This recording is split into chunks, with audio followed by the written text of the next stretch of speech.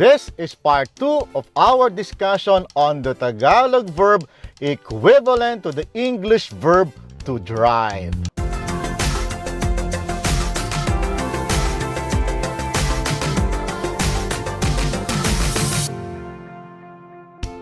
Kumusta po kayo? Welcome back! Let's continue our journey in learning a beautiful language, Tagalog, the language of the Philippines. In my last video, I introduced you to the root word maneho, which is the Tagalog word for drive. It's from the root word maneho that we are able to form several verbs equivalent to the English verb to drive. If you have missed that video, my explainer video, I strongly recommend you check it out to fully appreciate this video. This current video will not make sense to you unless you have seen that explainer video. So check it out. The link is in the description box down below. In Tagalog, there are many versions of the English verb to drive. Each are used in different ways. These are MAGMANEHO, to drive. MAMANEHO, to be able to drive. MANEHOHIN, to drive a specific vehicle. IMANEHO, to drive someone or to drive for someone. All these verbs communicate the act or concept of driving. We will use them in simple sentences in the progressive, completed, contemplative, and recently complete aspects. This is how Tagalog verbs are conjugated and not by tenses. Tara, tingnan natin. Let's begin with the progressive aspect or nagaganap. This is when the action is currently happening. Nagmamaneho ako ngayon. I am driving now. Nagmamaneho is used to state a fact. That fact is the fact that the speaker is performing a task. In the progressive aspect, it is the fact that the speaker is driving. Nagmamaneho ako ng sasakyan. I drive a vehicle. Nagmamaneho in the progressive aspect is also used to state the fact of an ability. In this case, it is the fact that the speaker and no one else is able to drive a vehicle, any kind of vehicle. Nagmamaneho ka ng Lexus, hindi ba? You drive a Lexus, don't you? Nagmamaneho siya, huwag mong tawagan. He or she is driving. Don't call him or her. The next verb, namamaneho, in the progressive aspect, expresses the limited ability to do an action. Namamaneho ko ang sasakyan na iyan. I am able to drive that vehicle. Here, the speaker is stating his ability to drive a specific vehicle. The conditionality of namamaneho is in full display in the next examples.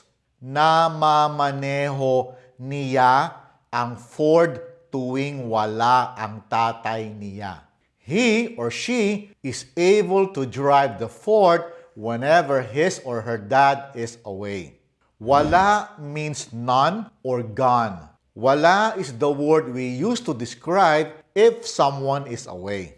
Namamaneho ni Marie ang kotse tuwing Sabado lang.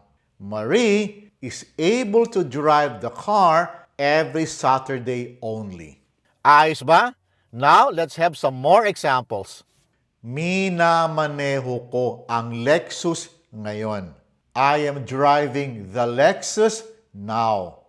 This verb, minamaneho, is similar to nagmamaneho in that both are used to state the fact of performing an action.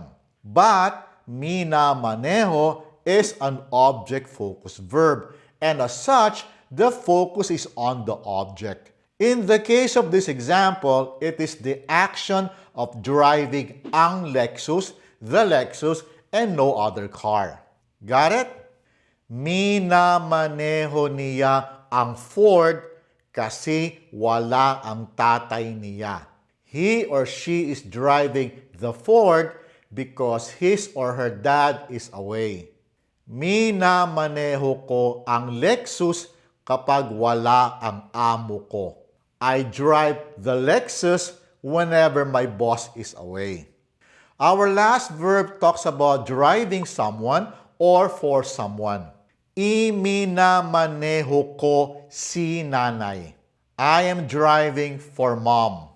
Iminamaneho niya ang nanay niya. He or she is driving his or her mom. Iminamaneho ni Ed ako. Ed is driving for me. Now, let's try the completed aspect. This is when the action has already occurred. Hence, the action has been completed. The same nuances discussed earlier also apply with the completed aspect. Here goes. Nagmaneho ako ng tricycle. I drove a tricycle. Nagmaneho siya papunta sa Baguio. He or she drove going to Baguio. Nagmaneho si June kahapon. June drove yesterday. Namaneho ko ang kotse ni boss. I was able to drive boss's car. Namaneho ni Ariana ang sasakyan ng tatay niya. Ariana was able to drive her dad's vehicle. Namaneho ni June ang kotse ni Marie noong Sabado. June was able to drive Marie's car last Saturday. Minaneho ko ang sasakyan. I drove the vehicle. Minaneho niya ang kotse ni boss kahapon. He or she drove boss's car yesterday. Minaneho ni Ed ang Ford kanina. Ed drove the Ford earlier. Iminaneho ako ni June. June drove for me, or I was driven by June. Iminaneho niya ang mga anak niya. He or she drove his or her children. Iminaneho ni June ang mga kaibigan namin. June drove our friends. Ayos ba? Are you getting it? Now, this time, let's talk about the contemplative aspect or magaganap. This is when the action hasn't yet occurred and is about to occur. Again, the nuances I discussed earlier apply. Magmamaneho ako bukas. I will drive tomorrow. Magmamaneho siya ng sasakyan. He or she will drive a vehicle. Magmamaneho si Ed ng kotse bukas. Ed will drive a car tomorrow. Mamamaneho ko rin iyan balang araw. I will be able to drive that someday. Mamamaneho mo rin ang kotse ni tatay balang araw.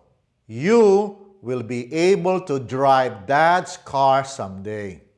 Mamamaneho niya ang Ford kapag wala ang tatay niya. He or she will be able to drive the Ford whenever his or her dad is away. Mamanehohin ko ang Ford bukas. I will drive the Ford tomorrow. Mamanehohin mo ang kotse ko sa isang linggo. You will drive my car next week. Mamanehohin ni Ed ang Toyota bukas. Ed will drive the Toyota tomorrow. Imamaneho kita bukas. I will drive you tomorrow. Imamaneho ko si Marie mamayang gabi. I will drive Marie tonight. Imamaneho ni Ed si June. Ed will drive for June. The last aspect we're going to tackle is called recently complete or katatapos. This is when the action has occurred not too long ago. Hence, the action has just recently been completed. Now, the great thing about this aspect is that there is only one conjugated form for all of the verbs. It is formed with the prefix ka, followed by the reduplicated letters ma, and then the root word maneho. You now have the verb kamamaneho. Kamamaneho. Verbs in the recently complete aspects are normally paired with the adverb lang, just. Here are some examples. Kamamaneho ko lang kanina. I just drove earlier. Kamamaneho mo lang ng Lexus. You just drove the Lexus. Pronouns in the first person and second person singular come first before lang. With other pronouns, it is the reverse. Kamamaneho lang namin ng Lexus kanina. We just drove the Lexus earlier. Kamamaneho lang natin ng Lexus ni tatay kanina. We just drove Dad's Lexus earlier. Kamamaneho lang nila si nanay kanina. They just drove Mom earlier. You know, Tagalog requires a lot of getting used to. The Tagalog verb system is quite different from other languages. You don't need to memorize all of them. Just be aware that Tagalog works differently from your language. The key really is practice. Practice, practice, practice. So go out there and talk to your Filipino friends and partners, and do not be afraid to make mistakes. They will be more than happy to help you. That's about it for now. I will be seeing you again soon as we continue our journey in learning a beautiful language, Tagalog. So, maraming salamat po at hanggang sa susunod.